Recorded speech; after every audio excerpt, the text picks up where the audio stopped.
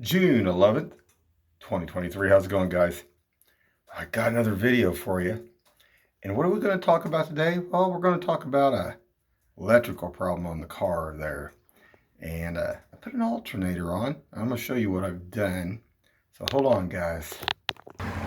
Okay, guys, I'm back. And what you're looking at is the engine compartment of a 2004 Suzuki Aerio. And I had a problem with this battery. Bought this battery at Walmart.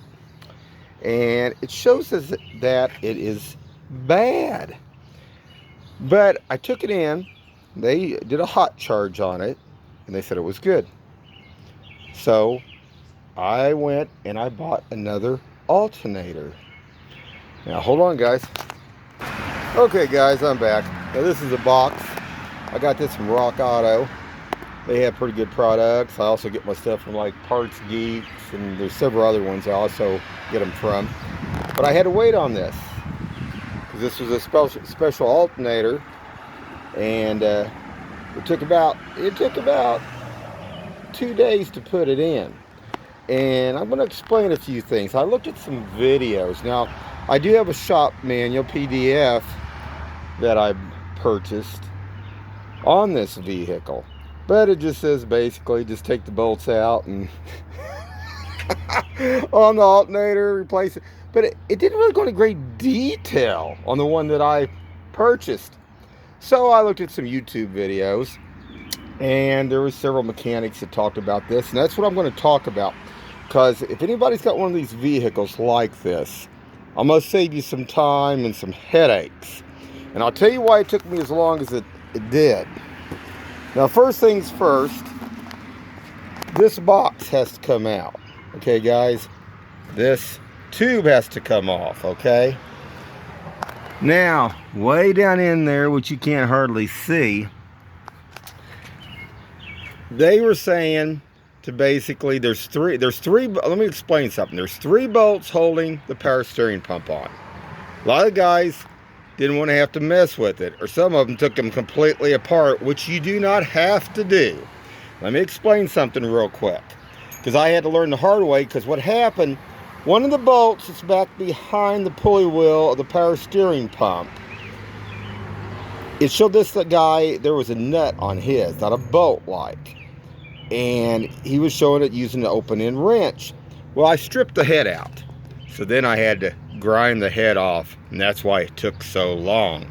But let me explain how to do this real quick, and then you won't have the headaches like I did. Take this off.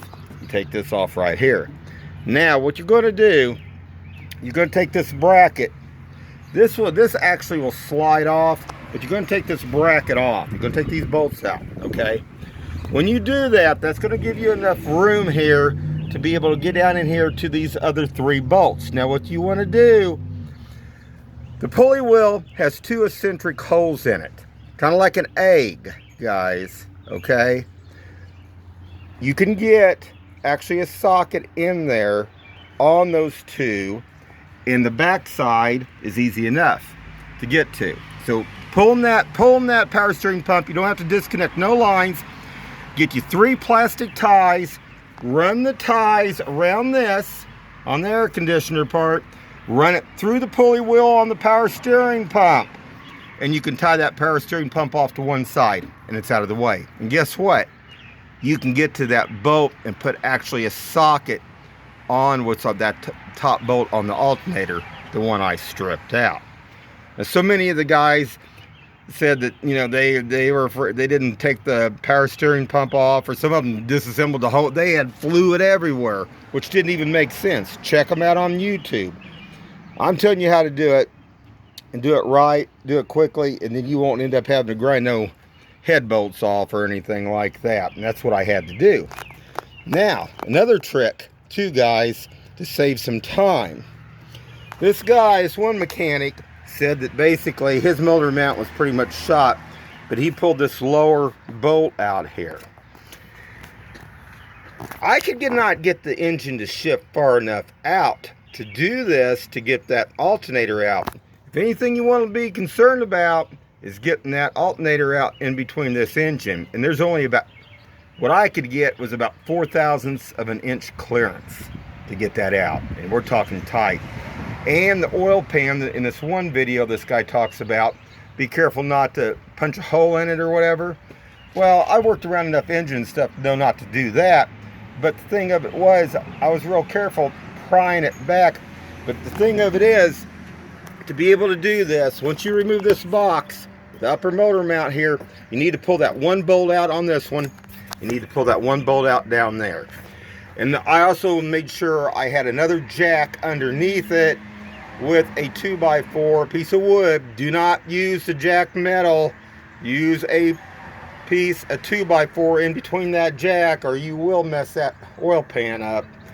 And then I had to actually get down there.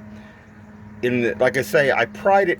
What I did, I took the pry bar on the old alternator. I actually kind of wedged a pry bar in there and pried that first to make sure I could get it shifted forward enough. Also, shifting this a little forward with the pry bar too, guys, on that upper motor mount. Then I was very careful and took that pry bar, crowbar basically. It was a crowbar, a big crowbar that I used, and gently pulled it just enough. I mean, like I say, I only had about 0.4 of an inch clearance. Your hair on your head's about 1/1000 to 2/1000 of an inch. And that's all I moved it barely to get it out. And that's how you do it. But it took a long time cutting that bolt off down there and grinding it off. And that's what I had to do. And it took a while. Now, I still have some disagreements. I'm still concerned about this voltage because I put my checker on this again. It's still showing this battery's low. I'm going to do a full charge on it again. And I was showing 14.53 when I first started it, and then it dropped some. Now, on my tester that I have, hold on guys. Okay guys, I'm back. Now this is an auto link tester. I've never had no problem, and it's never given me a false reading before. But we're going to do a battery test on this. Okay, it's showing it's at 12.85 volts. Now, anything that's recommended, okay, battery has to be at least 75% charged minimum, basically, to get a reading, to get an accurate reading to see if it's bad, okay? But, like I said, I'm going to do another full charge on it, too. I'm going to make sure. So we're going to hit OK. And it's a regular battery. And this is a 730. Now, this thing goes in 20s on mine. So I'm going to go up to 720, which would even put it lower. I mean, if I went to 740, it would be higher. So it's actually dropping. This is a 730, basically, cold cranking amp battery. It's rated at 585. So now we're going to test it, and we're going to see what this shows.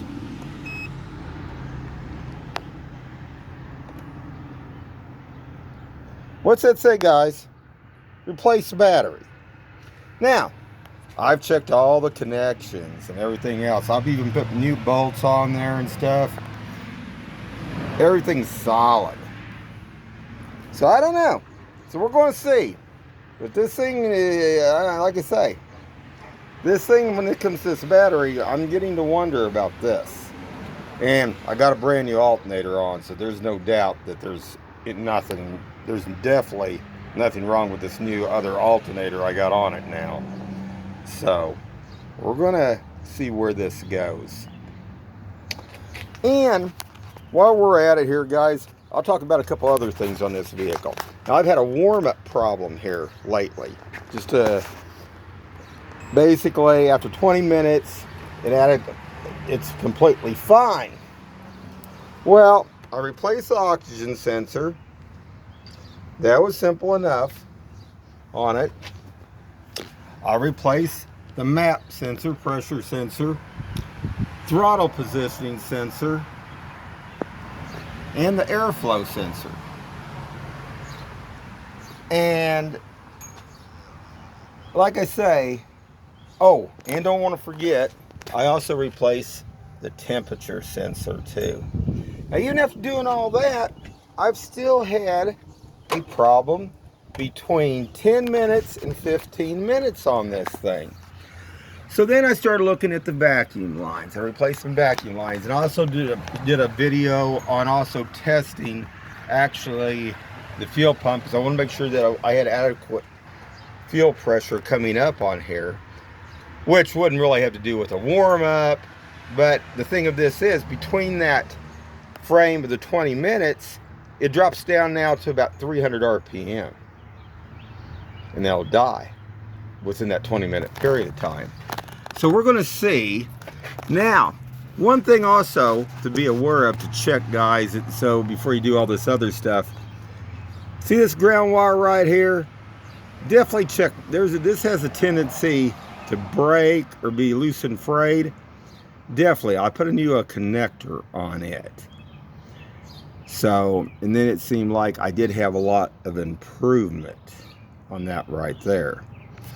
But, like I say, these other sensors actually did not show bad. But as old as the car was, it's 2004. And the sensors were fairly cheap. I mean, from, you know, $20 up to about $40. Yeah, I figured it was well worth it to go ahead and do all that. And I've also replaced all the coils on it too. All the coils have been replaced, and all the plugs. So we'll see. But this deal on this voltage, I'm curious about that. Now this here is a special, actually a fuse. It's an 80 amp. Now, one of the automotive places does carry one of these, but not the 80. They carry 150. You can order a universal. Now, I took this in, I cleaned it all up, ran it. Actually, I wanted to see if there was any, everything seems to be like good contact-wise on this too. It's been checked too. So there's no reason why this battery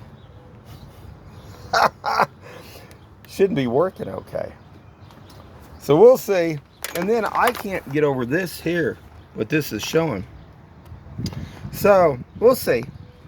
And like I say, I'm gonna put my other charger on it. We're going to charge it, do a full 24-hour charge on it. We'll see where it goes from there, guys. But anyway, like I say, guys, save a lot of headache and time. Pull that. Basically, just take the 3 bolts out on the power steering is all you got to do. These 2 here, but make sure you take this out first after you get these bolts before you try to move everything, because if you don't, you're going to put this hose in the bind. And like I say, just put it about 3 ties around that pulley wheel and bring it up here and just tie it off. It's just like when you're pulling an engine. If any of you guys have ever pulled engines before, you tie stuff off to one side or the other side. You don't have to disconnect certain things. So anyway, guys, that's my little video for today. We're going to be kind of looking at this week. I'm going to be getting videos back to you guys, and we'll be getting back to the zoo real soon here. Anyway, eyes open, and have a good one.